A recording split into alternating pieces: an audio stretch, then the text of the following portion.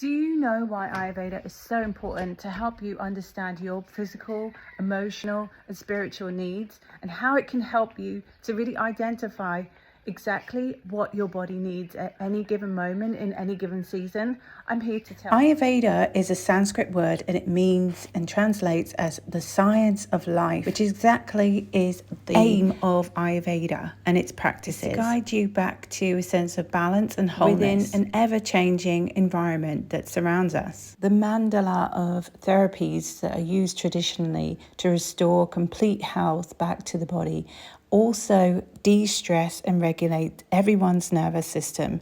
So we all have a different body, and this is where Ayurveda stands out, because it doesn't say that what's good for you is good for me. It says that we're all unique and we all require a unique set of needs based upon the elements that we're made of. To understand your unique blend of the 5 elements that are in each of us, you need to understand your constitution and also to understand what is out of balance. And you can do this on a dosha quiz like I have in my website. Understanding your constitution is tremendously important. Here's the rundown. For example, if you're a Vata dosha, it means that you're made of air and ether predominance, which means you're mobile and very active, like this butterfly here.